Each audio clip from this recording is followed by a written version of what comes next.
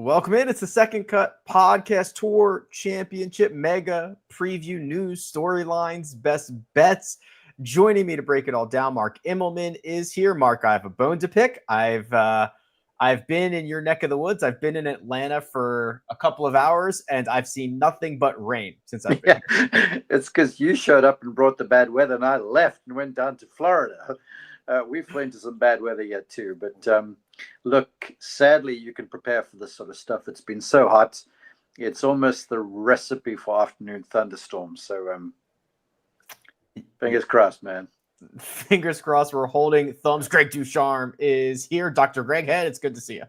Gentlemen, it's beautiful here in Connecticut, but soon, very soon, the tide will turn, and I'll be wishing I was where you guys are.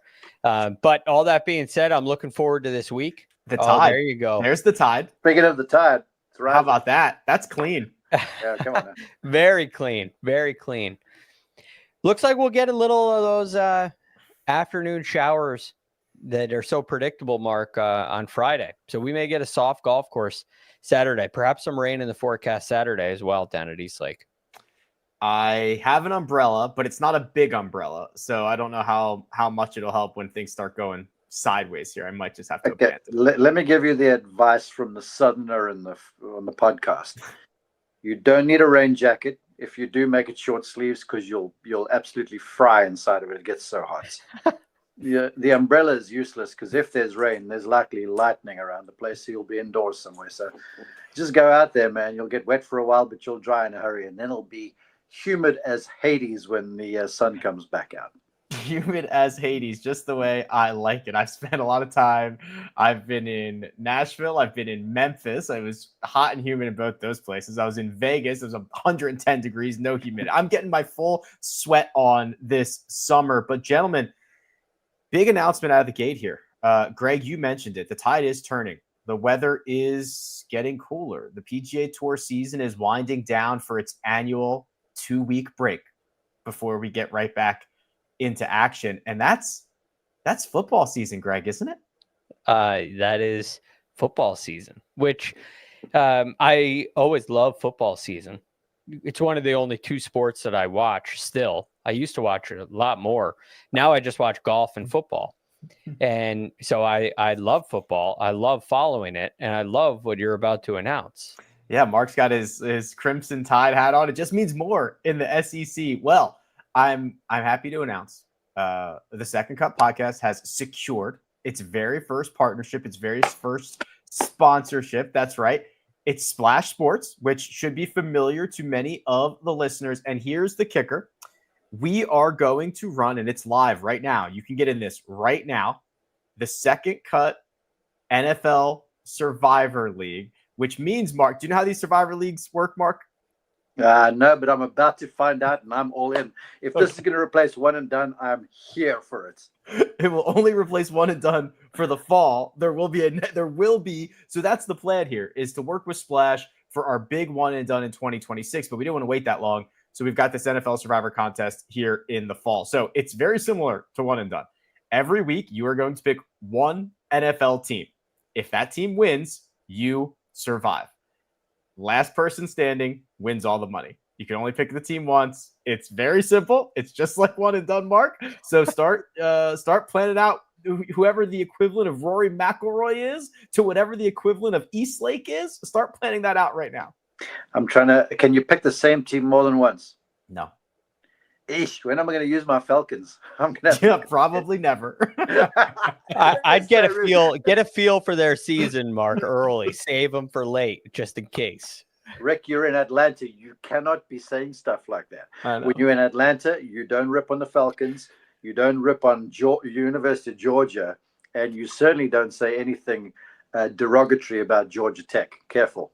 Right. I'll be on my best behavior when I step outside the walls of this hotel that I'm currently in, but I can get a little frisky with you boys. So link is in the description. Sign up now. It's going to be a lot of fun. So what we're going to do, Greg, is we're going to reveal our picks every week on the show.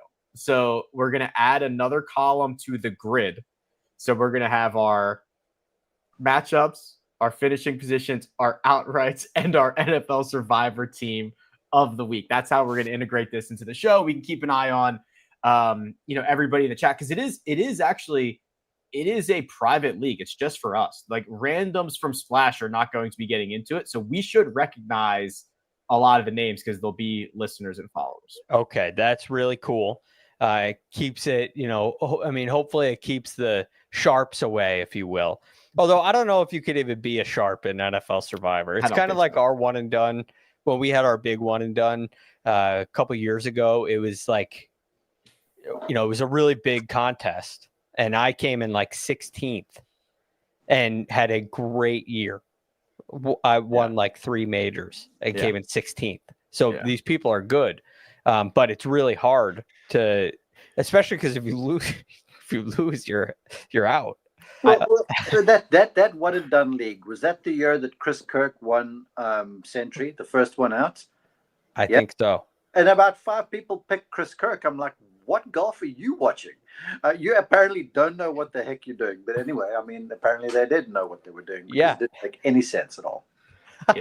Yeah. And I think last year, like within the first 2 weeks, 80% of Survivor entries were cooked because there was a couple of early upsets and just like everyone was out. So help me understand this. So when I keep advancing and you guys are out early because of your wrong pick, do you keep picking every week just for giggles? Yeah, we will. We'll figure something out for, obviously for the show, but it will not be in the Splash contest because we'll have been out by then, but we'll find a way to keep it rolling for purposes of although show. that is not in consideration right now. Okay, Mark, so take it easy.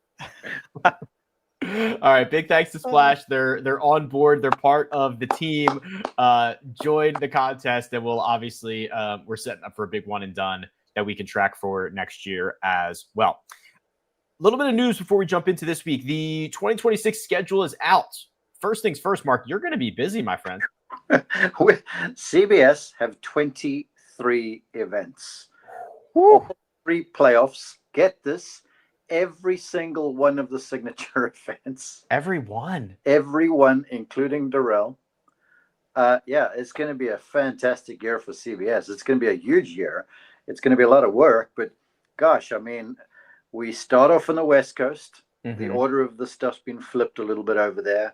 Then we go, then NBC takes over for a bit. Then we get the Masters. And from the Masters, we add Darrell to the mix in Miami. Mm-hmm. And I think we go 10 weeks straight before the next break. So, and then of course, all 3 playoff events at the end of the season. So it's going to be an exciting, grueling, riveting sort of a season for all of us on the Golf and CBS crew. Yeah, Mina's scrolling through the schedule right now if you're watching on YouTube. And the notes here, Greg, so here are the signature events. We've got Century, we've got Pebble, Genesis, which is back to Riviera, Bay Hill. Then we go to a run of Heritage, the Miami Championship, which is signature. Hey, Rick, we don't have Century. I misspoke. All the ones after Century we've got. Everyone after Century. Yeah. So then we'll go. So then it's Truist. So that is a stretch of 3 signature events in 4 weeks during that stretch. Then the final Siggies are the Memorial, the Travelers, and I think that's it, Greg. Did I miss any? Well, real quick, Greg. Consider with all those signatures in a row and then major championships, what certain individuals are going to be feeling like by the time Memphis rolls around for the first round of the playoffs. Just saying. I was looking at this earlier from a Scottie Scheffler perspective. Like, well, what is because Scottie's schedule is somewhat predictable. You kind of know what he likes to play in. He wants to play in all the signature events for the most part. And that he wants to play in some of the specific Texas events. So when I went through it, if he played in everything, even leaving out the Truist and Quail Hollow, which he did not play traditionally, there would be 23 events for him with all 3 playoff events. This year, it's going to be 19. So that's a significant uptick. And it becomes difficult. I wonder if an event like the Century or American Express, which he's played in previously, one of those perhaps gets left out. Because you're talking about he usually plays in Phoenix. So you'd have Phoenix, Pebble, Genesis, week off. So that'd be 3 in a row, week off. API, Players, week off. This is where it gets really interesting. Houston, week off. Masters. This is where then the RBC Heritage. Now it gets interesting. You'd have Miami, Truist, PGA, Byron Nelson, Charles Schwab. So for Scottie specifically, with the Texas events after the PGA, that gets a little bit complicated for him. I wonder if that turns into, 3 in a row with the PGA being the first, take the Truist off, play Miami. That's probably what he ends up doing. Hey, Rick, I want to know, how many is that in a row? Greg, was that 5 or 6? Well, it would be, if he played the Truist, it'd be Miami, Truist, PGA, Byron Nelson, Charles Schwab. So 5. Memorial. 6. It'd be 6 because Memorial's the week after that. Scottie could win all 6 of those and beat this season. I wonder what the odds are on Scottie winning all 6 of those, the way 6 he's playing. in a row. Yeah. I'd be surprised if he played 6 in a row. Byron Nelson, Byron Scheffler, Scottie I will look it up and see if he's ever played 6 in a row. No. I doubt it. He hasn't.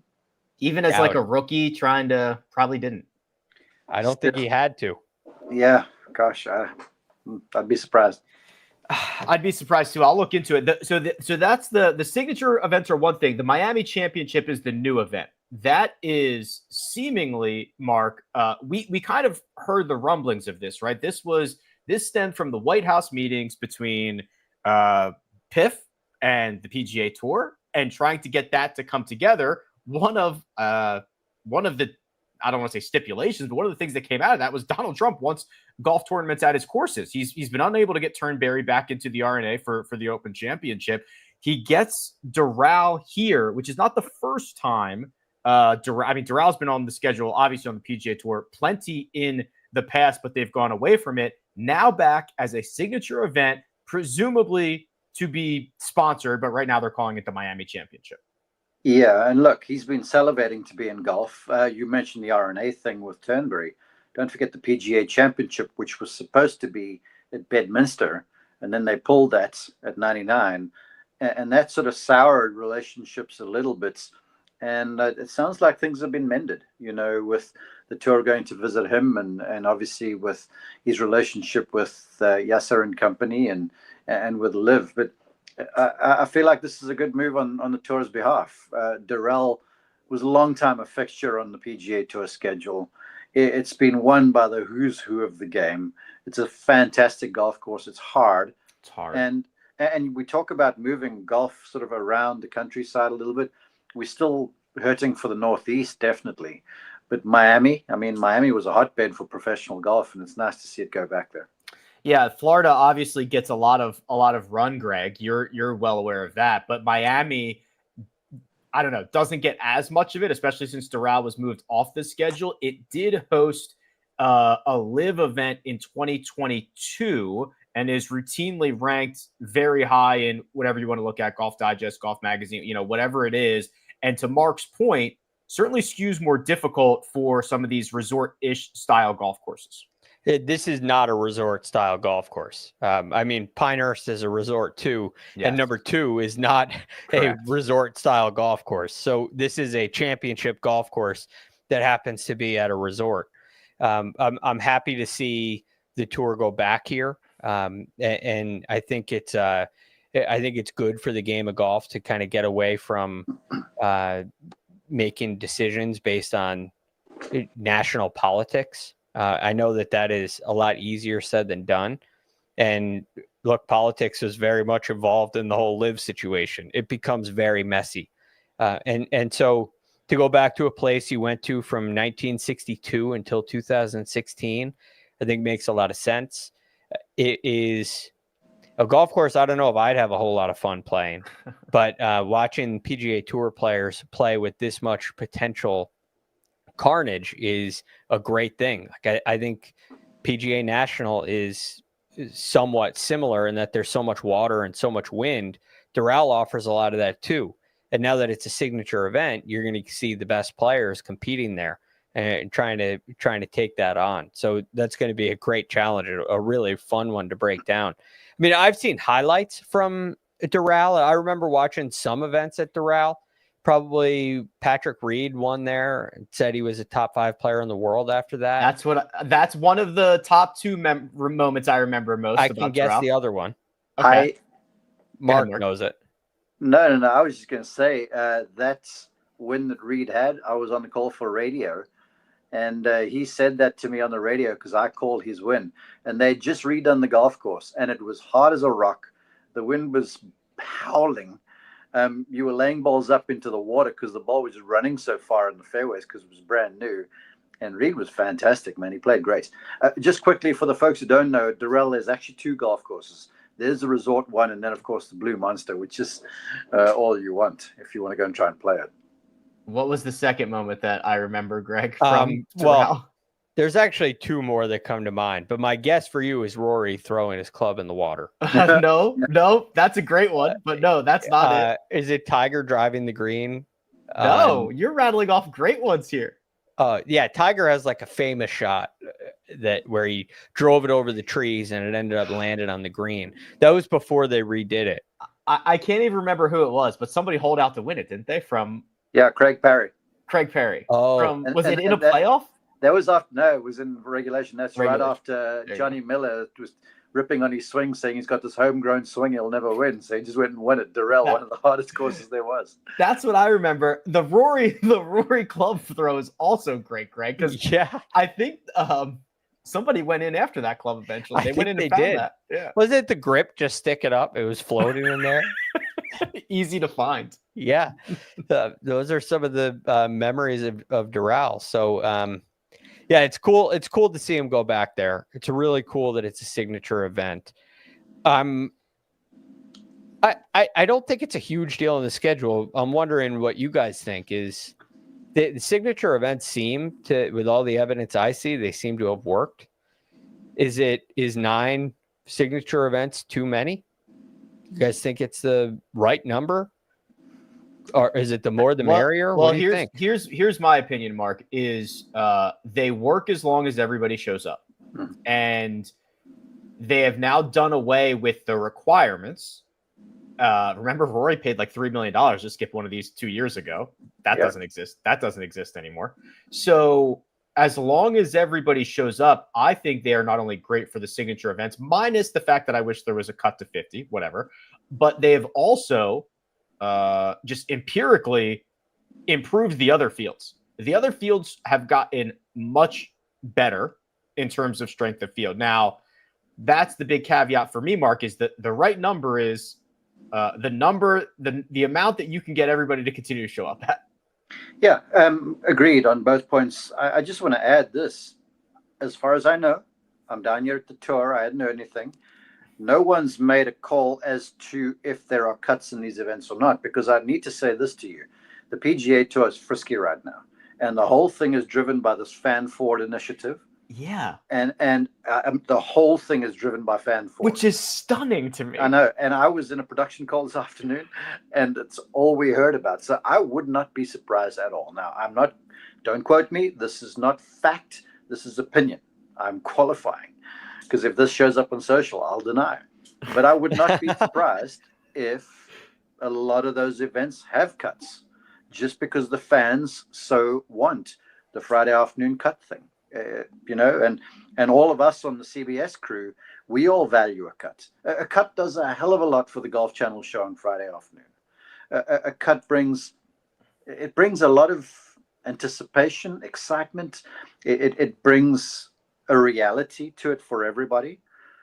But then to the other point, look, you can almost be certain that there's going to be some big dogs that miss one or two of these just because of the embarrassment of riches. Here's one thing's for certain. With 9 signature events, $20 million purses or whatever they are, I don't think LIV is poaching any more players off the PGA Tour. It's just not happening. I'm sorry. The precedent for cuts is there, Greg. We have these random 3 that have cuts, right? The API. Well, they're not random. They're I Tigers know they're not. and Jacks I know and they're not Orange. random. But in this, if you just said, "Hey," to someone who has no idea what golf is, say, "Hey, here's the schedule." Yeah, half of these are going to be like twice as important in terms of purse money, and then also of those half, 3 of them were going to shrink the field after Friday, but the rest were not. It's like it feels a bit arbitrary. So my point being, it's a pretty easy transition just to say, okay, you know what we did at Tiger's event and Jack's event and Arnie's event? We're just going to do it at every signature event. Yeah, I think there's a lot of opportunity there to get creative with it. I wonder how important it is. I know what Fan Forward says, but also what does evidence say? And if I'm sitting there making a decision on this, it's one thing to say, well, okay, I like tournaments with a cut, but I'm one that watches golf all 4 days. How many watch golf all 4 days? And if does having a cut influence or impact the ratings on Sunday? And because that's the most important day. And the ratings have been off the charts this year on Sunday, on CBS and seemingly on NBC too. So that would be the one area of caution. If I were sitting in a PGA Tour boardroom, if we do this and we start losing, somebody of note misses a cut, like you mentioned, Mark, does that affect Sunday? If it doesn't affect Sunday, then I think it's absolutely go forward and have a cut, because it's better. And the golf fans who are watching all 4 days or multiple days are going to be very happy with that. But if you start to lose key players and interest wanes on Sunday, if that was a concern, then I don't think it's a big deal to have no cut, even though a lot of people want to cut. If that makes sense. Well, yeah, well, it does. What you say is so well founded. But I will say this to you from being in multiple green room discussions with colleagues there on our CBS crew, to a man, every single one of us, and a woman in Dottie Pepper, and I'll add for that matter Amanda Balionis, we understand the risk of a Rory missing the cut or a Scottie missing a cut or one of the names. But we still want cuts, because that is what separates us from the other league on the PGA Tour. So there is there's going to be the odd stray cut misser, there's Spieth and people like that, but it's the nature of the beast, and I feel like there's still excitement in that. Yeah, miss the cut. If he misses the cut, you get to ask him about it the next week, and maybe he'll say something that gets everybody all hot and bothered. You never know. There's good and bad out of everything. No cut this week though. We're going to the Tour Championship Final 30. Everybody starts at even par. This has also been discussed ad nauseum about all the different types of formats that we could go through. We don't need to rehash all of that, but am I correct? And I don't know where I originally thought that we heard that this just might be 1 year type of thing, and that there's going to be something next year, Greg. Am I still right to believe that? Or are we moving forward with the Tour Championship just being, or we don't know? Well, I believe the press release today said that it was going to be like this again next year. Oh, okay. But I mean, they changed this year's format in the middle of the season. I guess that's true. So I don't know if that's final. I also noticed that the FedEx Cup playoff events next season on the schedule offer 2,000 FedEx Cup points to the winner. That means that FedEx Cup points will exist in the playoffs, and they're not going with our idea at this point. I think there's still time to alter that. And this is perhaps the season when those things become really important in, some meetings that the players will have. So my guess is that this is the way it's going to be next year. But also, Rory McIlroy had some comments. I don't know where he said this, but I read a quote from Rory saying that he didn't hate the staggered start, and match play was wiped off the table, but it may be back on the table for next year. I don't think that they are going to do that. I hope they don't. But that led me to believe that this is not final yet.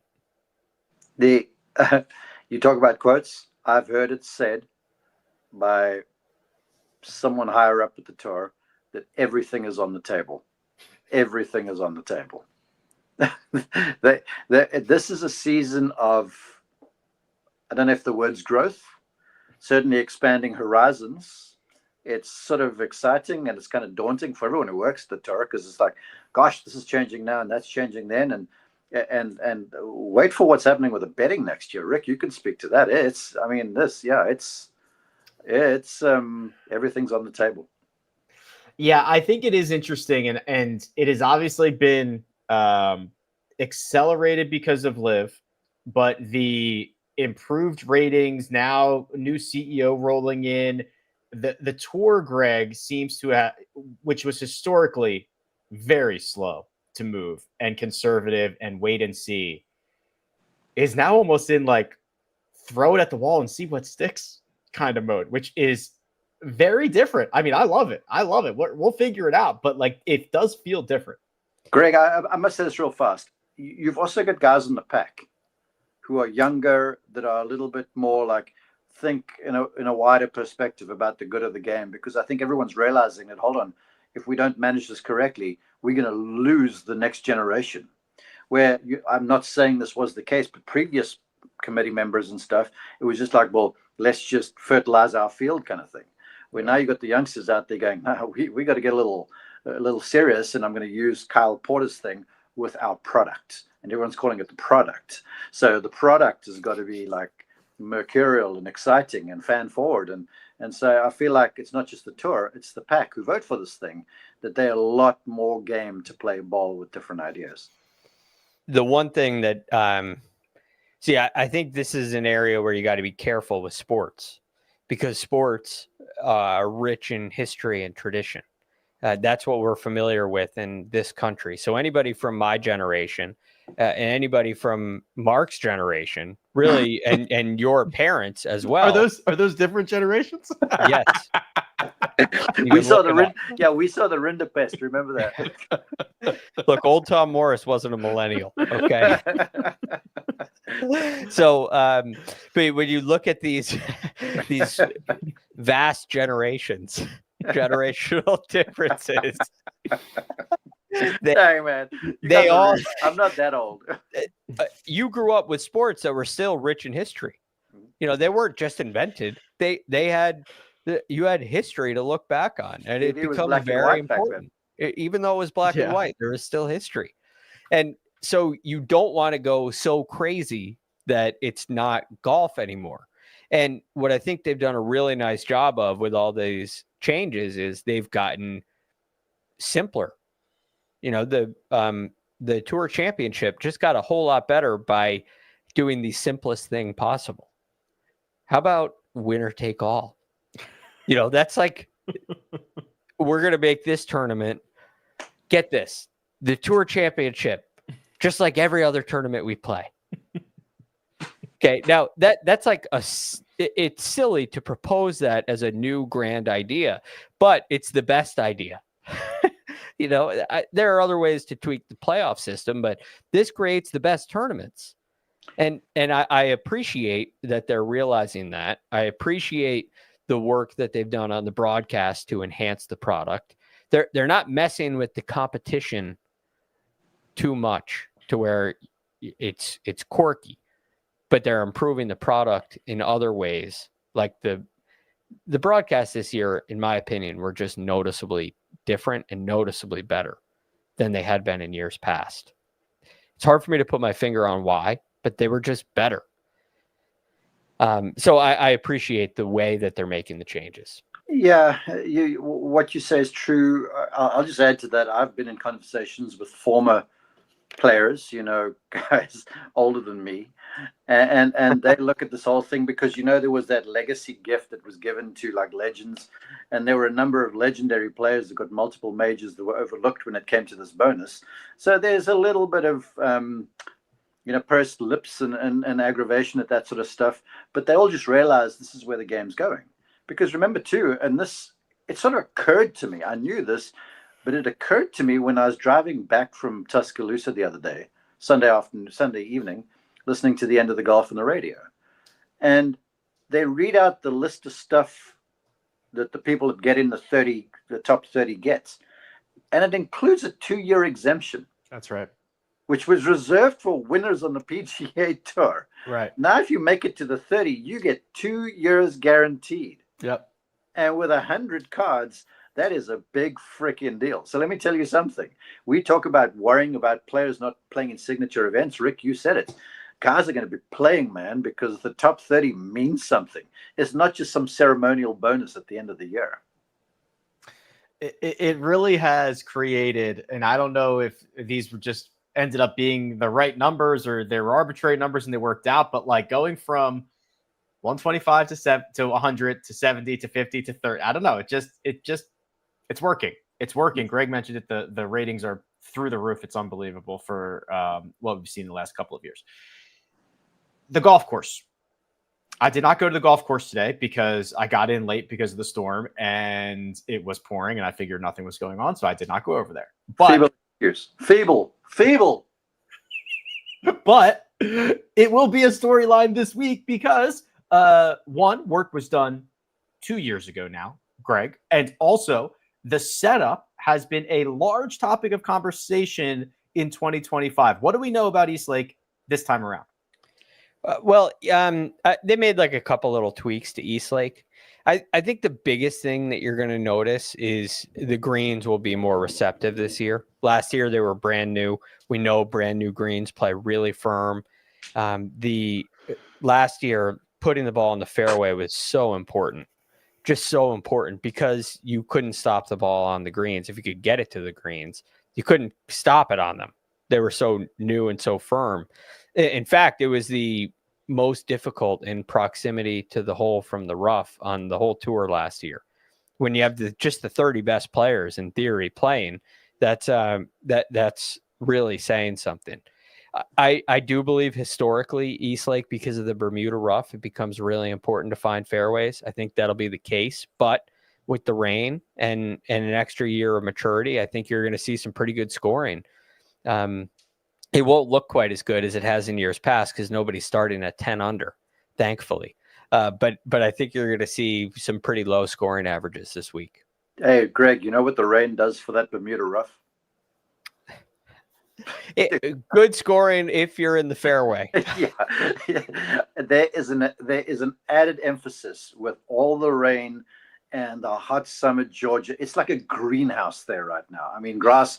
I can grow stuff in the garden, which tells you what the climate's been like. And so trust me, Rick, you're going to see some healthy rough. The greens will probably be receptive. But unless memory fails me, they got sub-air there now since the greens have been redone. Oh. I believe, don't quote me on this, something I've got to look through my notes. But to me, Greg, it's going to be because the greens now, after the redo, are bigger than what they were. They're way more expansive because they returned to what was the original designs, and some of them are like geometric in shape. They're sort of square and rectangular and stuff like that. Where previously there had been a lot of creep and fairway grass had grown in, so they became smaller and smaller. But there's a lot of undulation around the place, enough where even if conditions are receptive, you miss a green, the ball's rolling away. But here's the thing, man. If you're playing out of the rough, you're going to have a long week of it because it's a long, long golf course. It is a lot of golf course, that place, up and down the hill.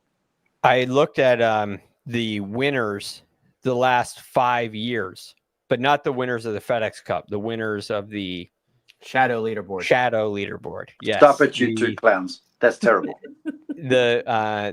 Well, these are the guys that shot the lowest 72 hole score, right? That's why I looked at these guys, because this year that's who's going to win the FedEx Cup.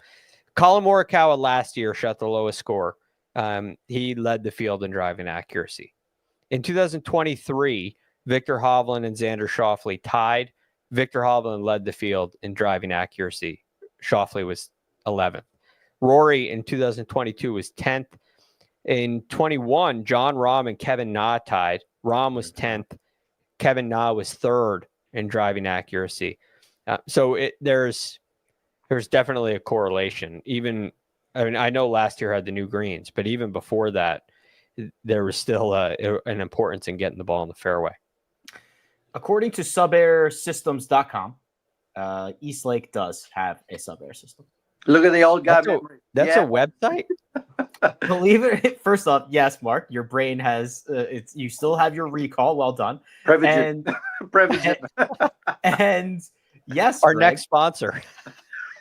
hold on. I think Sub-Air could be our next sponsor too, because they list all their clients on here and all the why Sub-Air, all this, and they list Eastlake as one of their systems. It's a big boy golf course, Rick. I want you tomorrow. Mm-hmm. I've got a Golf Channel show on the range, but it's like 2 to 3:45 or something.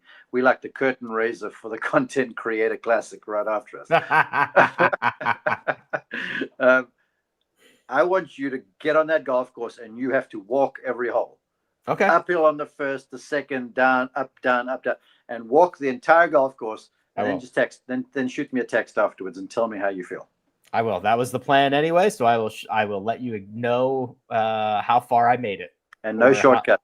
No shortcuts allowed. Green every tee. All right, I can do that. I'm looking forward. You can do it.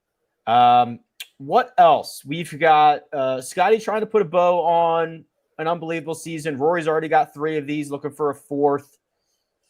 I mean, we can talk about other players as we get to the bets, but any other just kind of lead-in stories that we need to chat about?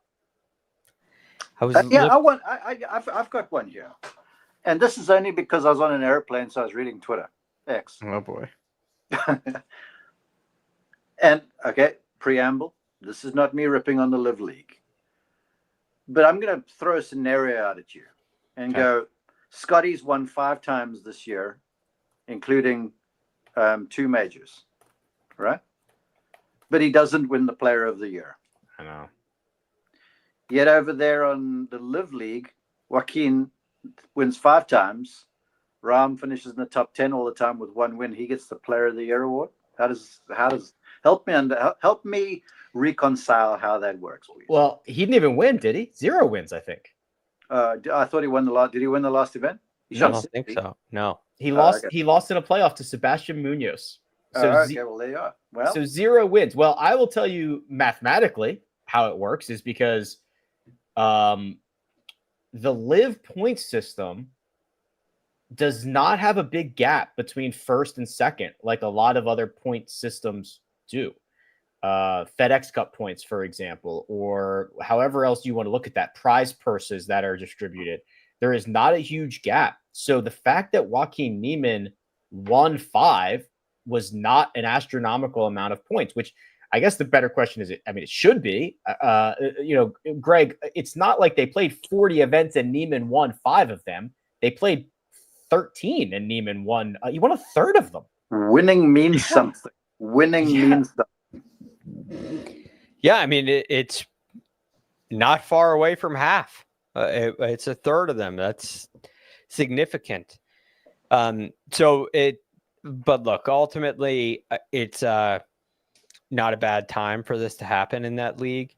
It's such a new league. And if I take my own emotion and my own biases out of it, they can change. Like ultimately, they're in no amount of urgency. Who wins that league? It means nothing. It does not matter. So Joaquin Niemann still got his $20 million from those 5 wins, which is great for him. Rahm made whatever he made. It doesn't matter who won the league. But it's something that they can change.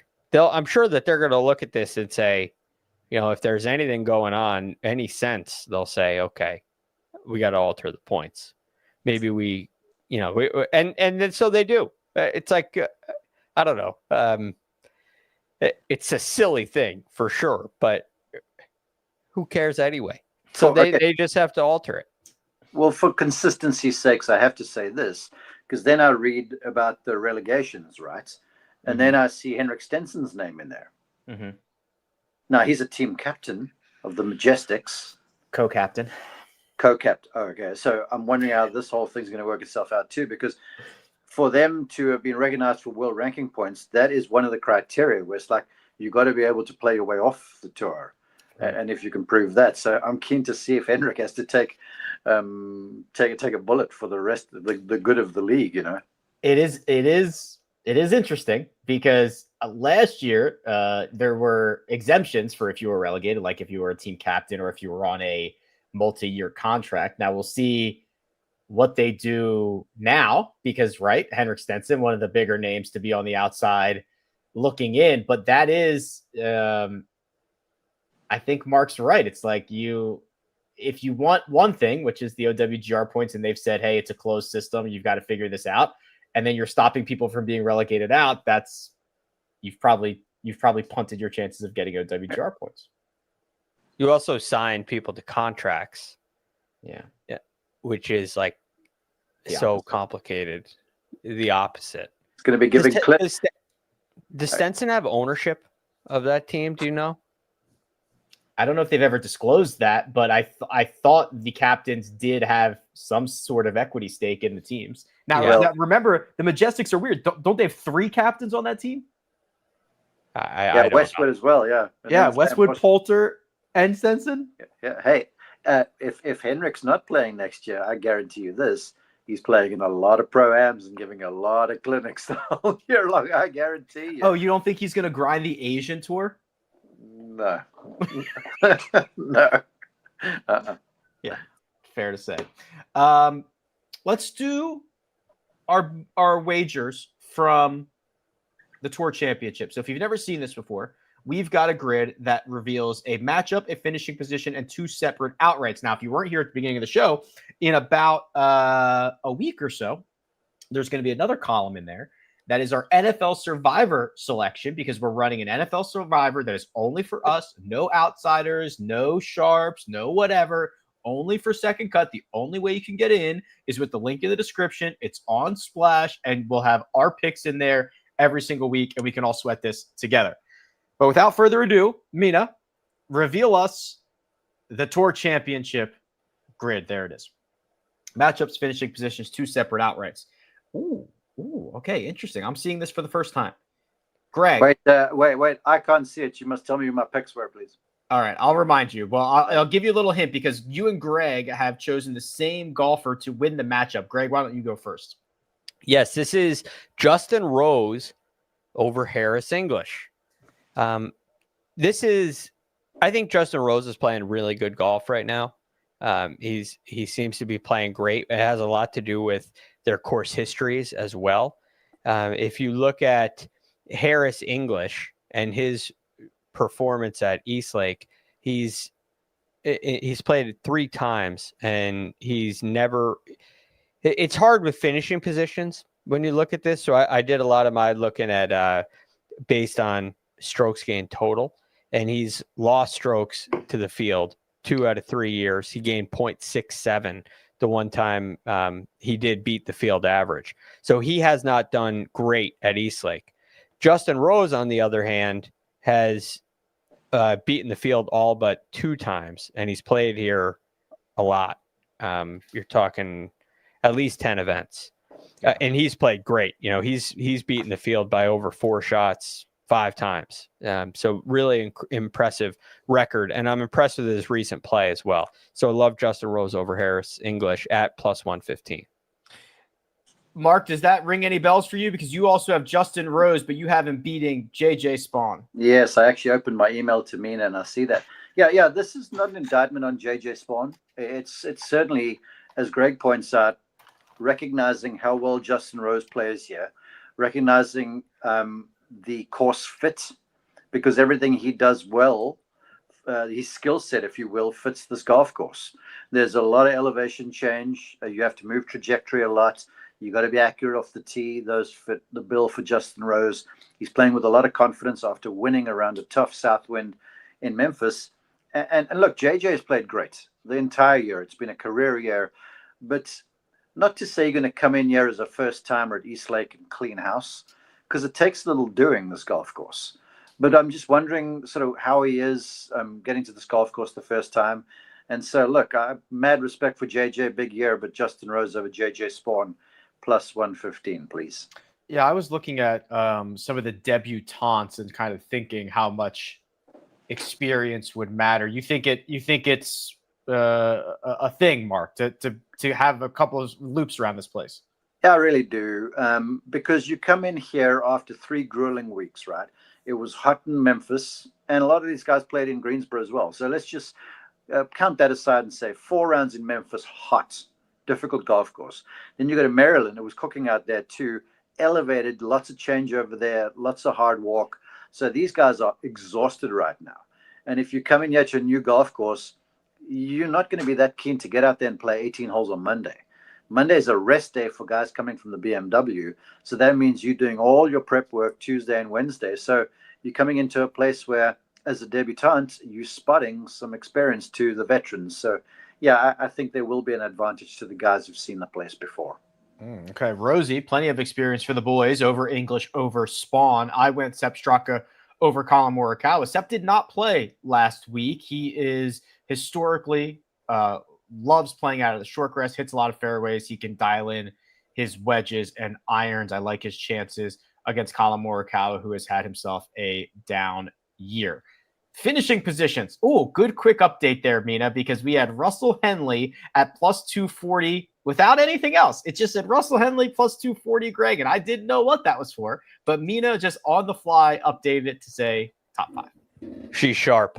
Apparently, I am not. Yes, that is a top 5. I have never done a top 5 in this column before. Oh.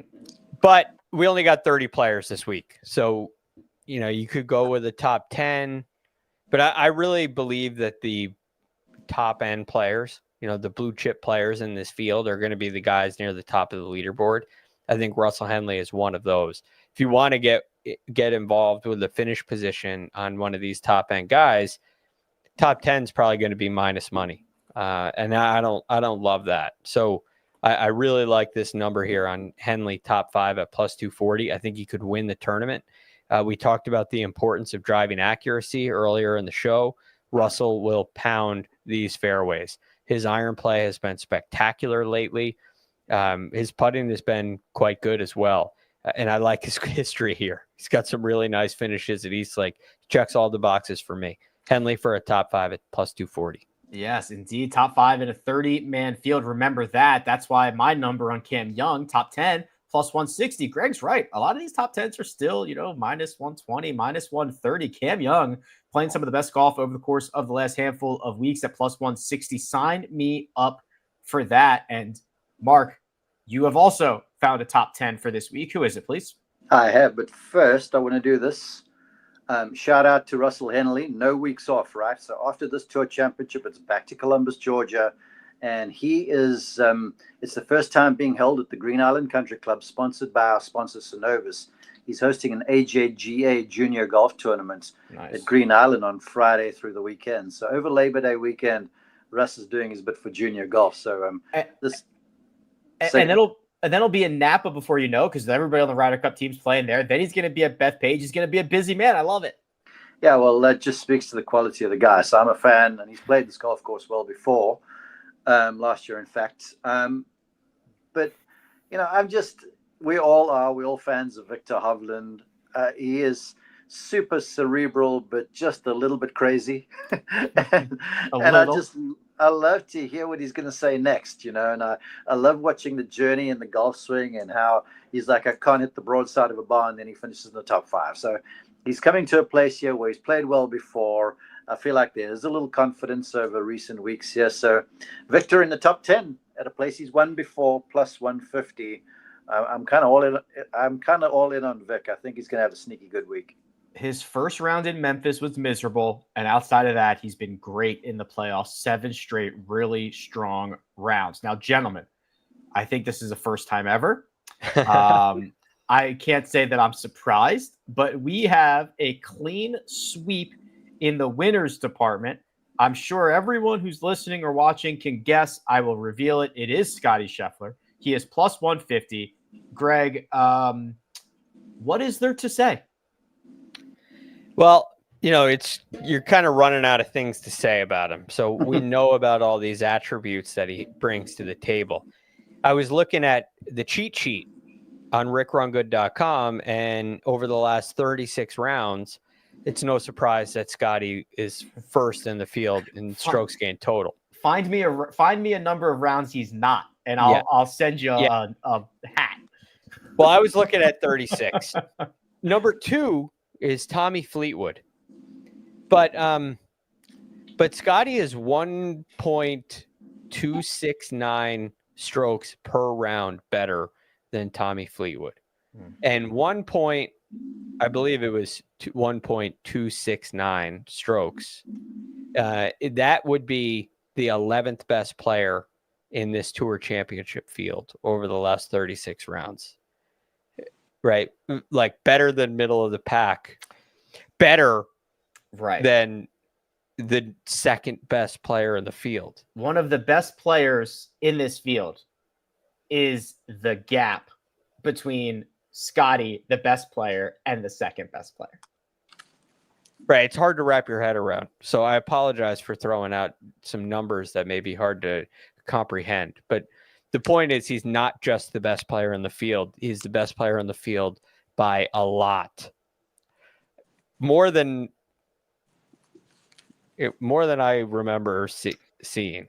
The numbers are I've never seen, because I didn't run a golf data website when Tiger was in his prime. Now I do, and I see them every single week, and they are astonishing. In this playoff run, Mark, he's 30 under par in his 2 starts. That is 5 shots better than anybody else. As if we needed any other reasons to pick Scottie Scheffler, I'm just adding one more recent one to the list. I said this last week, and I had a good grid last week. I hope you guys recognize it. Okay. You did. I said you'd be ignorant not to bet for Scottie Scheffler. So now I'm going to turn this, and I just want to put a bow on your guys' conversation. When he was in the final group with Bob McIntyre last week, and he started 4 behind, did any one of you two believe that McIntyre was going to beat him? No. Greg? I thought McIntyre would put up a better fight than he did, but no. Yeah. No. Even my wife Tracy, who saw the leaderboard on Saturday night, said, "You think how many is Scottie going to win by?" Basically, and I paraphrase over dinner. Now you can talk about all the numbers and stuff, and if anyone's interested, over the next few days, I'm on the marquee group coverage with Lisa Cornwell, who loves strokes gained statistics. So I'm going to have at her for the entire 4 days to try and get her to talk some sense. So that'll be entertaining. Talk some sense. So here's what I'm going to say. Strokes gained aside, because yes, the numbers sort of tell the story, but don't tell the story. Just about to a man in the PGA Tour locker rooms know that Scottie's the best. And normally they won't say that, but even they're admitting this stuff. If you watch some of the Golf Channel coverage this afternoon when Todd Lewis is walking around with a microphone going, "So, Sam Burns, what do you think of the new not graduated star?" And Sam's like, "I'm glad I don't have to spot Scottie 10. I mean, I can't beat him straight up." And then you ask Shane Lowry, and he goes, "Well, Scottie's unbeatable. If we had to give him 10, we had no chance." Every single one of them is recognizing the fact that he is the dog. So here's my thing. We've made the comparison before that over a certain stretch of Scottie's career, it's equivalent or it's comparable to Tiger Woods. Then I personally took heat. I'm sure you guys did as well, where people are like, "But Tiger won 14 majors over the span and blah, blah, blah." I'm like, for the last 36 months, this guy's win clip is Tiger Woods-esque. The top 10 and top 5 clip is Tiger Woods-esque. He's finished in the top 8, 11 times in a row now, or 12 or something like that? 13. Excuse me. That is like Tiger Woods. Now he comes into this place where he's won before. I don't care what the line is. You bet this guy. It's as simple as that. I have one thing on your 36 months mark. What? I looked at. I was just going to say, preach, Reverend Immelman. Preach. I looked at Jack and Tiger's best 2-year stretches of their whole career. And Scottie, 24-25. We don't know if this is the best of his career, but it's hard to imagine him topping it by much. He's gotten better each of the last 3 years. I know. I know. This should validate some of these comparisons. Jack, 1972, 1973. It was his 11th and 12th season on tour. he had 14 wins and 3 majors. 14 and 3. Okay. Tiger, 99 and 2000, 17 wins, 4 majors. 17 and 4. Okay. Third and fourth full season. Scottie, 24, 25, 12 wins. This would make it 13 if he wins this week. If you include the Olympics, it's 14 and 3 majors in his 5th and 6th season all time. So it's in the ballpark. And that's their best 2 seasons. I never thought it would be possible for anybody post Tiger to win like 40 or 50 times. Like I didn't that, and I know we're a third of the way there, but my God. I need to say this too, because if you speak with people in the know, and as far as I'm concerned, the people in the know are on the show, but on other shows that I listen to, they'll tell you that with the advent of the modern day driver and the equipment and the golf ball modifications and all this sort of stuff, and with fitness and the advent of force plates and launch monitors and stuff, that there's more parity in the game. Mm-hmm. Sorry, there isn't. And the joke is Scottie Scheffler barely looks at a freaking TrackMan, all right? Yeah. He glances over there to see. I asked Randy Smith, because he was on my podcast, he goes, all Scottie wants to see is spin rates and carry distance. That's all he's interested in. Nothing else. I think Randy Smith calls it the drama box. The drama box. You can Just creates drama. Yeah. He's got a new name for it, but go listen to the On the Mark show to hear what the name is. That's funny. So in this era of where all the pundits are saying the game has been evened out, sorry, man, it just hasn't, because this guy now is. I'm sounding like Greg. I'm going to stop. It's a good way to sound. Yeah, exactly.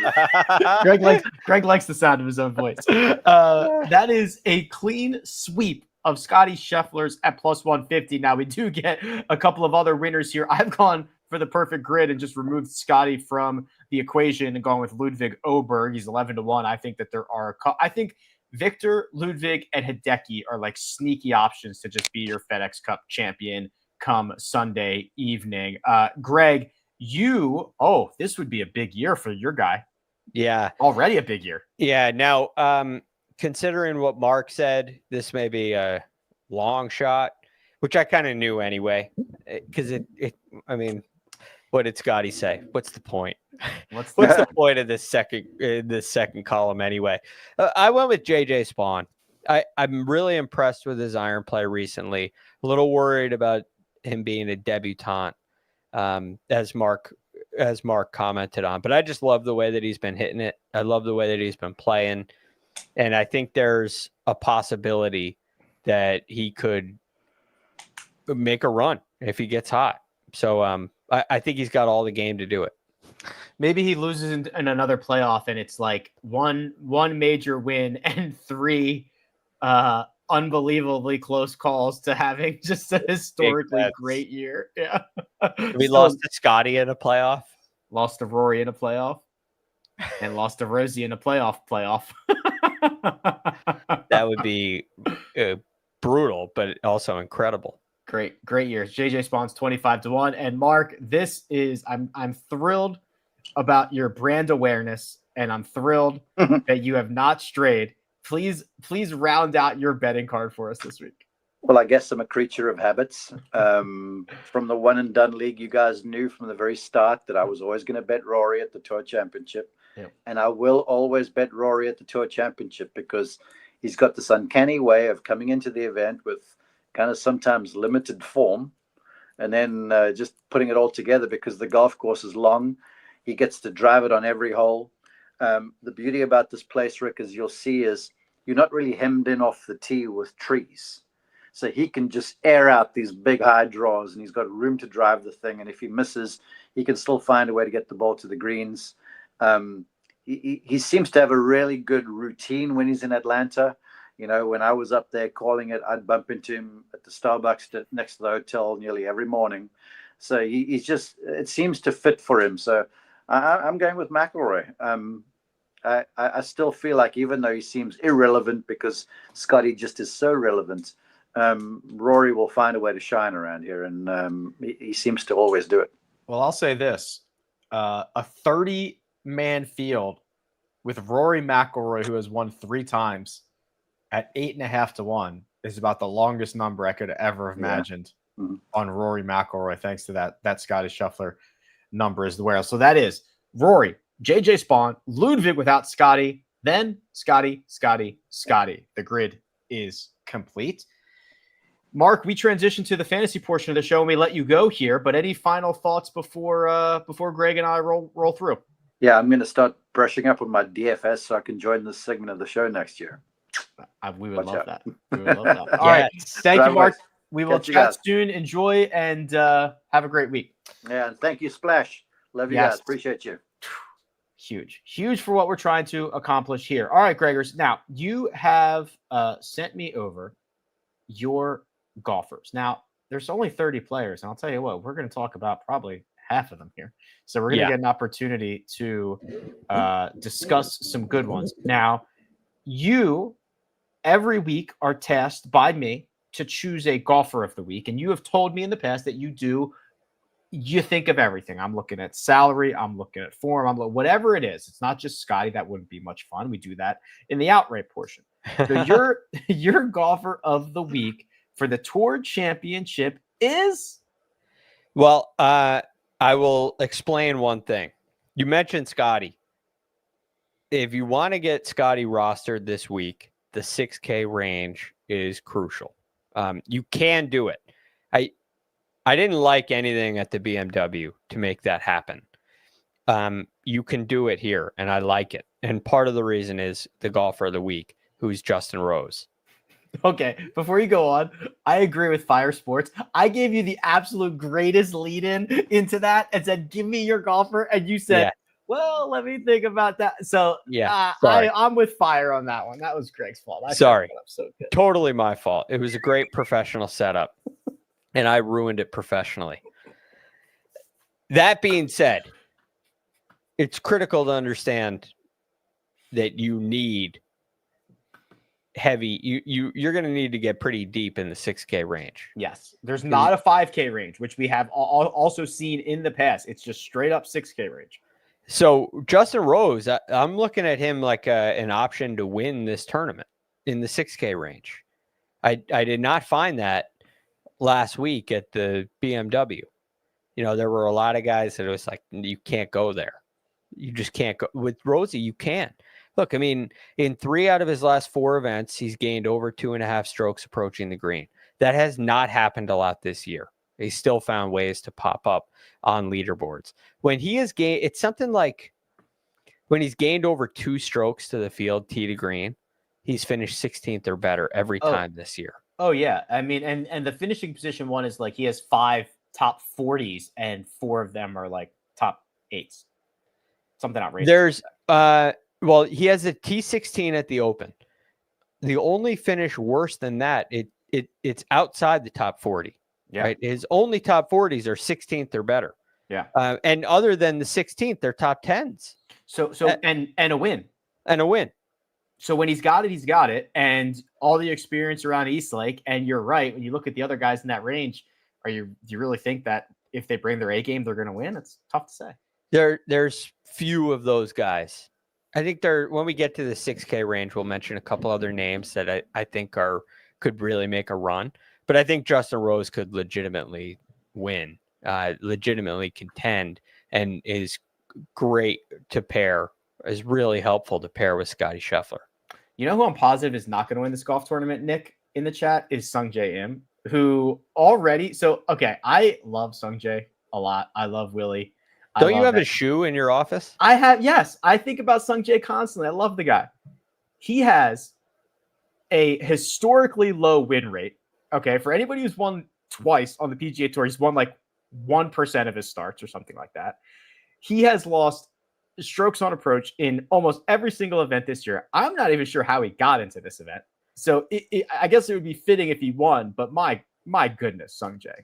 No. He just lost like 10.7 strokes on approach last week.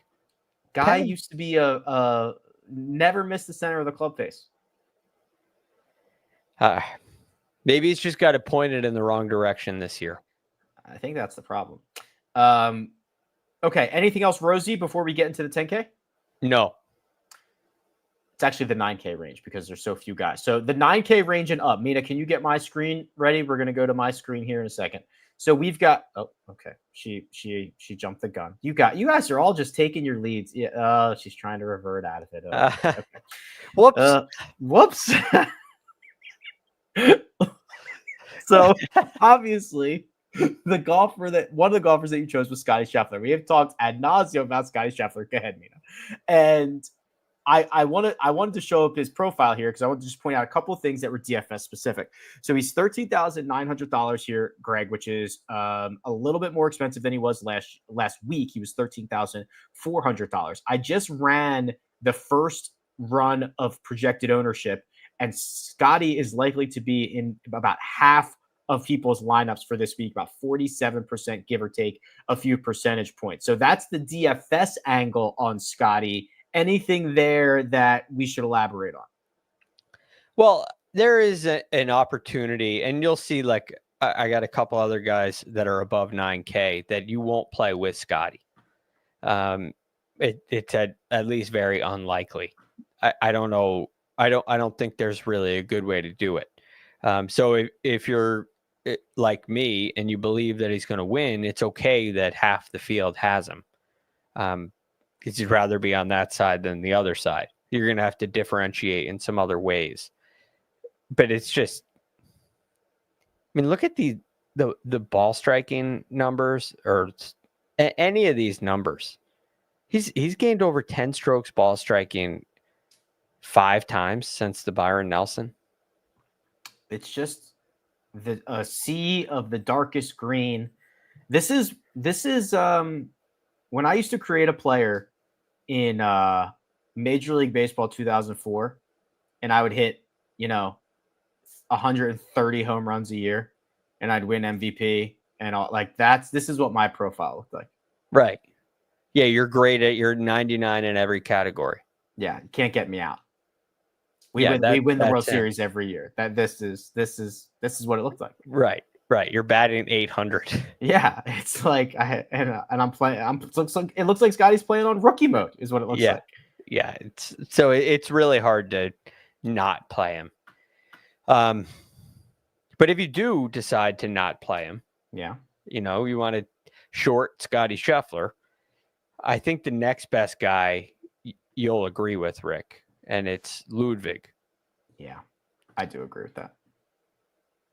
Now, I mentioned the ball striking category for Scottie, like over 10 strokes in 5 events since May.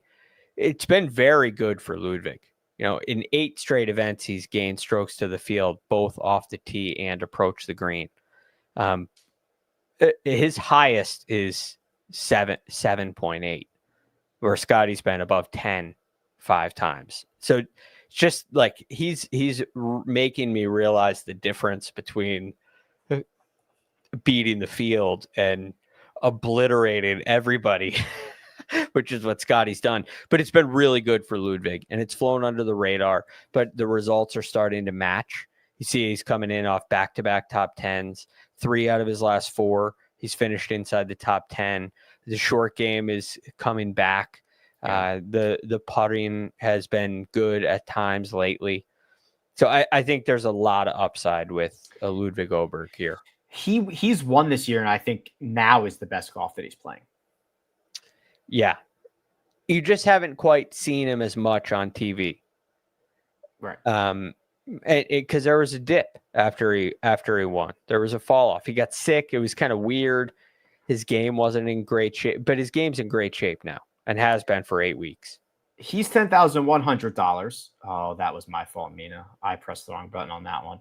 Next up is Russell Henley, who we've talked about a little bit to this point. Okay, you can add me back in there now. He's $9,600 for this week. We discussed his most recent 2 starts at the Tour Championship were 4th and 14th. He's played here before, but the start prior to that was 2017. So I think a lot of the history that we like from Russell are those 2 recent years. Yes. So he can handle the golf course, which I think is really important. And he's been playing great lately too. You're talking about top 17 in every event since the Memorial. And he's hit the ball beautifully in all of those. I really think the value of driving accuracy is high this week. And just generally great drivers of the ball. His stats may not look great, but he is very accurate and he's a very effective driver. And I think that's going to go a long way this week. Russell Henley 96. And then here, I mean, we're very much cut from the same cloth right now, Greg. $9,400 is Victor Hovland. I just want to point out what I was referencing when Mark was saying this earlier. So this might be hard to see. I'm on my laptop, but he lost like 5 strokes to the field in round 1 at Southwind. And then since then, it has been just +1, +2.3, +2.3. Then he goes to the BMW Championship, +3.7, +1.5, +1.7, +1.7. He's been a menace since he got that one bad round out of his system to start the playoffs. And, you can see it reflected in his statistics. I think his iron play is, it creates a really high ceiling for him. I worry a little bit about his driver on a golf course like this, but he has a knack for making it work. So again, he's one of those guys that I think like you could sneak up and win a tour championship out of the blue. And that's why I'd consider him here. Again, you can't play all these guys together, but he's an option of a guy that I believe has the ceiling to go and win this tournament. And you need to take some chances like this if you're going to go away from Scottie.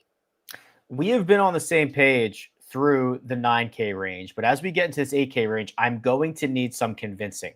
Yeah. And that is particularly about this one right here, Colin Morikawa. I'm going to need the pitch. All right. Well, one, he's 8,300, which I think is a very fair price for Colin Morikawa. He's finished tied 33rd, tied 22nd in his last 2 starts. It's not Colin Morikawa quality, but he did gain over 5 strokes on approach in both of them. Yeah, which I think is a really good sign. The putter has been terrible, but he has a very good record here, even with bad putting. He's only putted well here once. Last year, he shot the lowest 72-hole score, but it was able to finish tied 6th. He beat the field by 5 strokes the year before, and he lost 2.5 strokes putting. I think there's a really high floor here for Colin Morikawa. Even though he's been struggling, he's still hitting fairways. And I think that's going to set up a lot of birdie opportunities for him. So it is without question with the putter, it is risky, but I think it's less risky because of his ability to hit fairways. I think he's going to have a lot of birdie putts. I think he could really pile up some greens of regulation this week. $8,300 for Colin Morikawa in a 30-man field where he just gained 5 strokes on approach in each of his last 2 starts. That part I'm down with, but man, I am terrified of that. I am terrified of that driver. Part of it, Rick, too, is like, what's his ownership going to be? You probably have a projection there.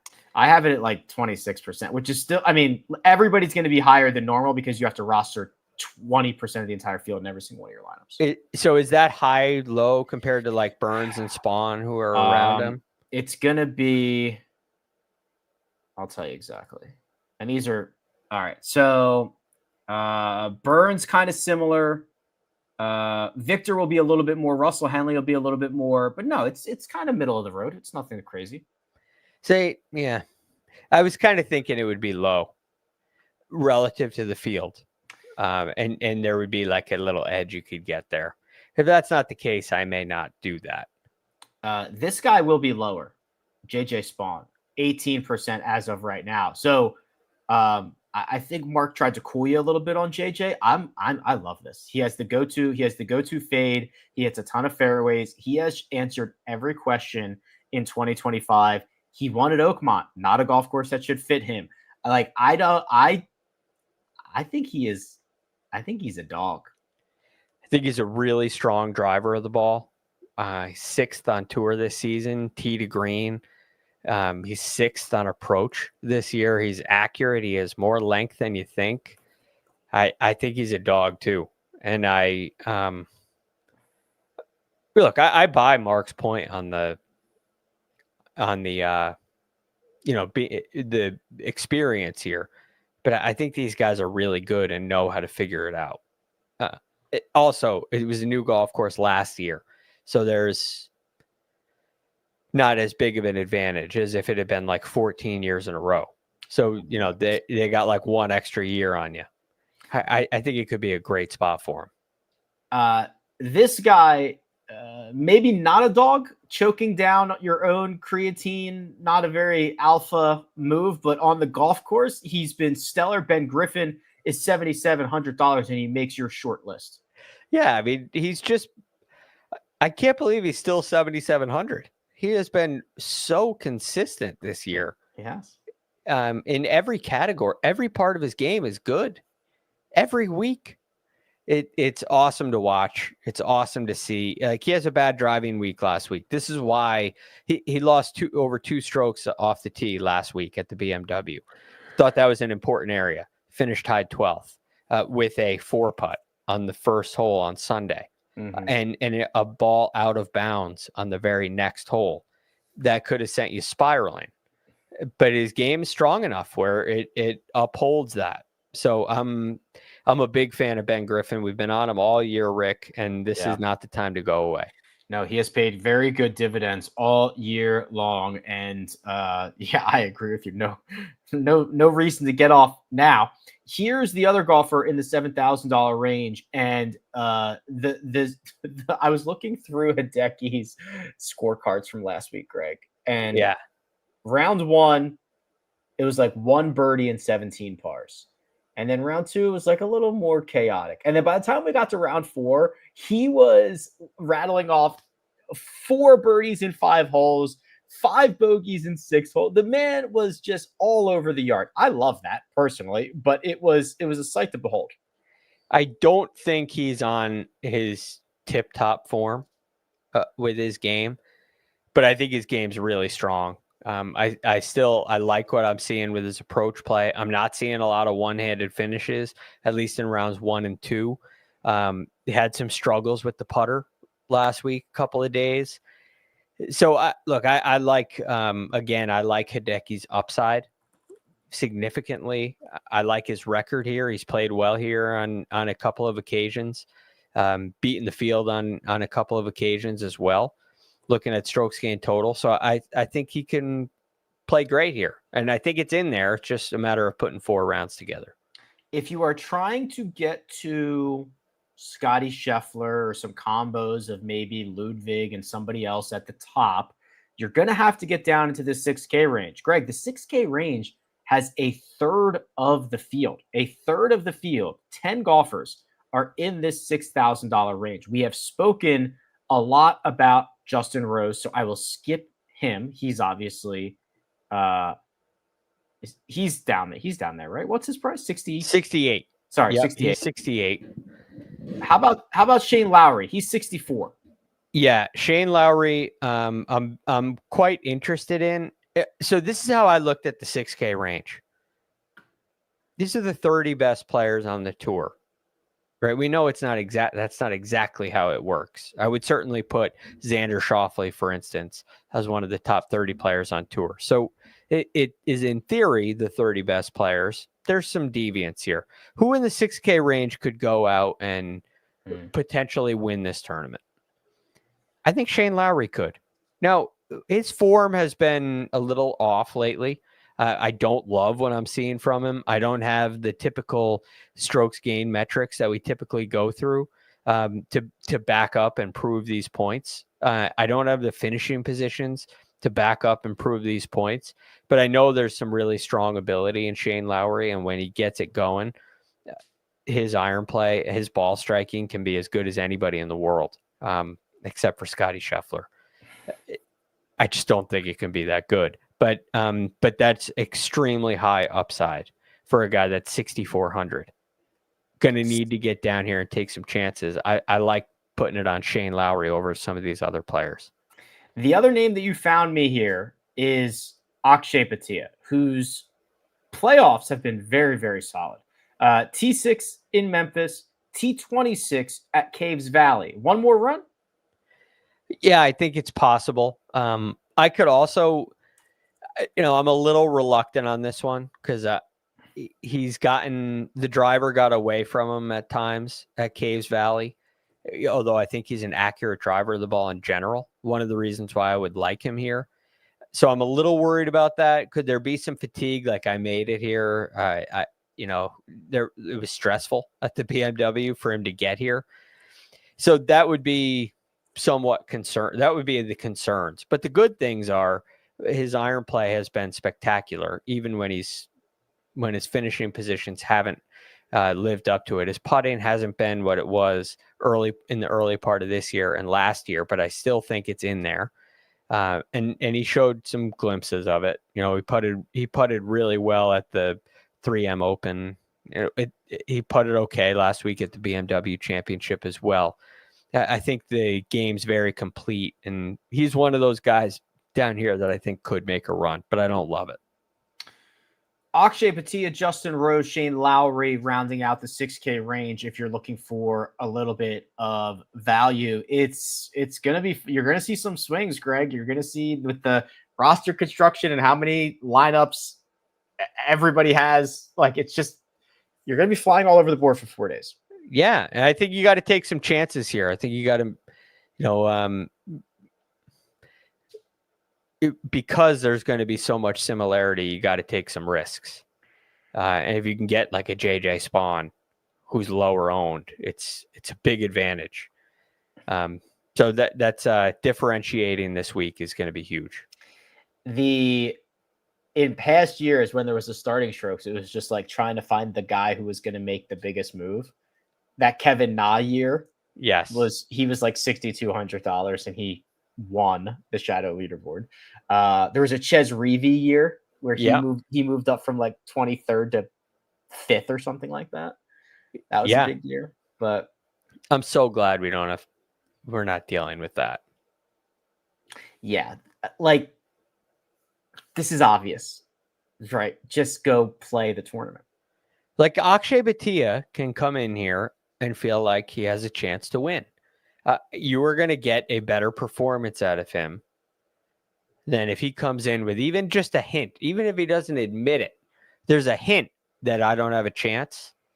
That can't be good for performance. And I'm not picking on Akshay specifically. Just, anybody who comes in, who just gets in, it's like, oh, I got in, but that's it. Because now I have no chance.